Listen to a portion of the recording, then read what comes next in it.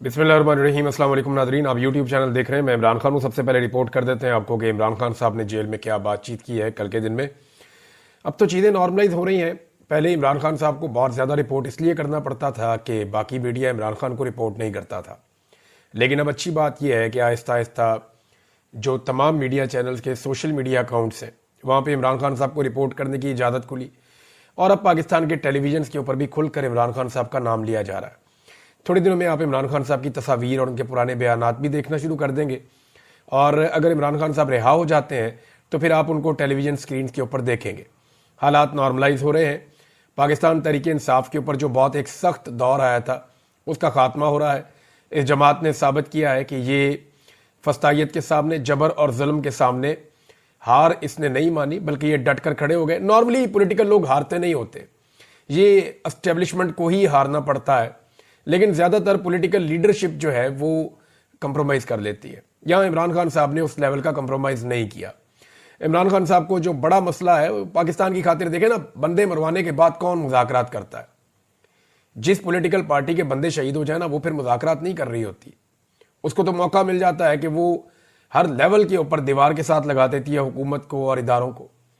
लेकिन इमरान खान साहब ने for the sake of this country अपने मुश्किल तरीन वक्त में, जब उनके कारकुनों को शहीद किया गया, उसके बाद उन्होंने मुज़ाकरात की बात की और वो मुज़ाकरात कर रहे हैं। और वो ये कहते हैं कि मुल्क की खातिर तो मैं बात करने के लिए तैयार हूँ, मेरे साथ बैठो, कोई हल निकाल देते हैं चीज़ों का। हालांकि जब 25 मई हुआ था 2022 में, जब बहुत टार्चर हुआ था इमरान खान साहब की पार्टी के ऊपर, बड़ा जुल्म हुआ था, तो उस वक्त भी इमरान खान साहब ने एक बात कही थी। तब भी उन्होंने कहा था मुज़ाकरात करने के लिए मैं तैयार हूँ। नवाज शरीफ को मिलकर कुछ सहाफ़ी आए थे सीनियर, इमरान खान साहब के पास प्रपोजल लाए थे, लेकिन वो मियाँ साहब की तरफ से नहीं थी। वो खुद से एक एफर्ट कर रहे थे कि जी फौज के रोल को महदूद किया जाए। तो इमरान खान साहब ने कहा था जी ठीक है, 3 चीज़ों के लिए तो मैं रेडी हूँ। नंबर 1, फौज के किरदार को महदूद किया जाए, यानी वो उनका सियासी किरदार हमेशा के लिए ख़त्म किया जाए। अपॉइंटमेंट का जो तरीकाकार है उसको ऐसा स्मूथ किया जाए कि ये सियासत जो है इदारे के अंदर ये ख़त्म हो जाए। नंबर 2, इमरान खान साहब ने कहा था कि इकॉनमी के ऊपर सियासत बंद कर दी जाए, एक ऐसा चार्टर बना दिया जाए इकॉनमी का जो हमेशा चलता रहे और इसके ऊपर जो भी अपोजिशन पार्टी हो वो सियासत का निशाना ना बनाए, क्योंकि ये पाकिस्तान की एक बड़ी कमज़ोरी है इकॉनमी जो है। लेकिन फिर इमरान खान साहब ने 2 और चीज़ें भी रखी थी। एक तो उन्होंने कहा था कि इलेक्शन का एक तरीकाकार तय कर लिया जाए, साफ और शफाफ इलेक्शन पाकिस्तान में होना चाहिए, इसको यकीनी बनाया जाए ताकि आइंदा होने वाले इलेक्शनों के ऊपर कोई उंगली ना उठाए। और चौथी बात इमरान खान साहब ने इजाफी कही थी, उन्होंने कहा था जी फिर कोई एनआरओ जो है वो नहीं होगा, यानी इसके अंदर कोई एनआरओ शामिल नहीं होना चाहिए। इन उसूली चीज़ों के ऊपर मैं बात करने को तैयार हूँ। लेकिन फिर ये ऑफर जो है वो जो हुकूमती जमातें हैं वो इसके ऊपर दे, तो मैं बतौर अपोजिशन लीडर, मुझे कोई एतराज़ नहीं है। मैं आज अपोजिशन में हूँ लेकिन मुझे कोई एतराज़ नहीं है, मैं इसके लिए काम करने के लिए तैयार हूँ।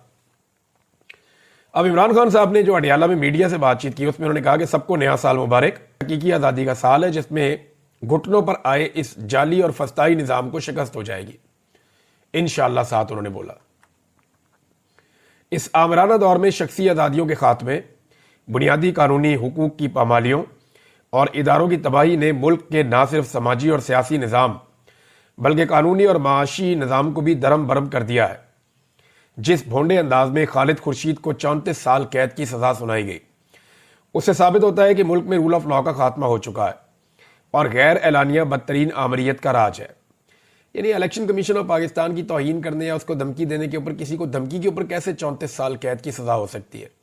उम्र कैद भी 14 साल की होती है, या तो फांसी हो जाती है या उम्र कैद हो जाती है। उम्र कैद भी जो है वो 14 साल की होती है। यहाँ एक जज ने 34 साल की सज़ा सुना दी है, तो कैसे हम इस अदलिया को आज़ाद अदलिया कह सकते हैं? इमरान खान ने कहा कि वकला तहरीक से पहले भी हम फौज की सियासत में मुदाखलत के खिलाफ भरपूर तनकीद करते थे, लेकिन तब कोई एजेंसी अपने शहरियों को इस तरह नहीं उठाती थी और आईनी अदालत बनाकर पूरी अदालती निज़ाम को तबाह कर दिया गया है और काजी फायजीसा की बाकियात को अदालती निज़ाम का कब्जा दे दिया गया है ताकि काजी की रवायत बरकरार रखते हुए अदालती फैसले GHQ के जेर असर करवाए जा सकें। मेरे खिलाफ पिछले साल भी 4 गैर कानूनी फैसले दिए गए थे। सोमवार को अलकादर केस का फैसला भी वैसा ही तवक्को कर रहा हूं। यानी पीर को फैसला आना है इमरान खान साहब के खिलाफ, क्योंकि जेल का ये रिकॉर्ड है कि जेल में जितने भी फैसले आए वो इमरान खान साहब के खिलाफ ही आए।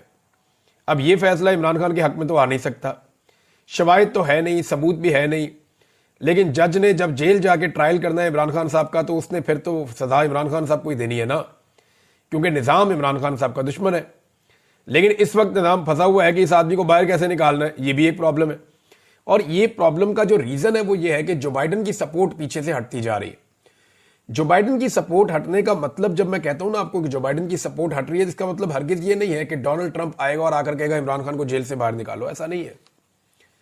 इस मुदाखलत के तो हमें खिलाफ होना चाहिए कि किसी को जेल में डालने के लिए या निकालने के लिए अमेरिकन का या दुनिया के किसी भी मुल्क का कोई रोल नहीं होना चाहिए।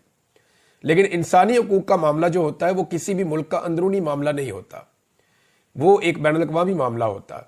उसके अंदर कोई भी बात कर सकता है। जैसे आप दुनिया के किसी भी मुल्क में कोई भी जुल्म होता है तो उसके खिलाफ आप बात कर सकते हैं, ये आपका हक है, क्योंकि वो इंसानी हकूक का मामला है। अब जब जो बाइडन पीछे से हट जाएंगे तो जो इंसानी हकूक की खिलाफ वर्जियां पाकिस्तान की हुकूमत ने और इस्टेब्लिशमेंट ने की हैं, उनके नतीजे में इनको बहुत लंबे चौड़े जवाब देने पड़ेंगे। इन्हें बताना पड़ेगा कि हमने ये ज्यादतियां क्यों की। देखिए, ये ज्यादतियां पाकिस्तान तहरीक इंसाफ के ऊपर जरा ज्यादा हुई हैं। इससे पहले ये ज्यादतियां PMLN के ऊपर भी होती रही, मुशर्रफ दौर में ज़िया दौर के अंदर पीपल्स पार्टी के ऊपर भी होती रही हैं, और जमातें भी इस किस्म के अताब का निशाना बनाई हैं। बहुत कम जमातें हैं जिनके साथ इस तरह का जुल्म नहीं हुआ। वो हमेशा से कहीं ना कहीं एस्टेब्लिशमेंट के साथ अपना मार्जिन क्रिएट करके रखती हैं। एक दौर में MQM के साथ बहुत बुरा हुआ, लेकिन MQM के मुसल्ला विंग भी थे, वो हम सब जानते हैं, जैसे वो अपना निज़ाम चलाते थे। लेकिन वो बने भी कैसे थे ये भी हम जानते हैं, उनको बनाने वाले कौन थे ये भी हम जानते हैं। तो दूध की धुली हुई पाकिस्तान की एस्टेब्लिशमेंट नहीं है। आप कोई भी पाकिस्तान का मामला उठाते हैं, कहीं ना कहीं जड़ें जाकर यहां पे एस्टेब्लिशमेंट के साथ मिल जाती हैं। अब मामला यह है कि ट्रंप के आने से तो इमरान खान साहब ने बाहर नहीं आना, जो बाइडन के जाने से जो इंसानी हकूक की खिलाफ वर्जियां पाकिस्तान ने की हैं, उनका जवाब मगरिब के सामने देना पड़ेगा। जवाब क्यों देना पड़ेगा? उसकी वजह यह है कि पाकिस्तान अपनी वाहिद जो मुनाफा बख्श ट्रेड है वो मगरबी ममालिक के साथ करता है। चाइना के साथ तो हम खसारे में फिलहाल करते हैं, या इंडिया के साथ भी आपकी ऐसी ट्रेड नहीं है। सेंट्रल एशिया में भी आपकी कोई इतनी अच्छी तिजारत नहीं है। जो आपकी मुनाफा बख्श तिजारत है वो आपकी यूरोप के साथ, अमेरिका के साथ है।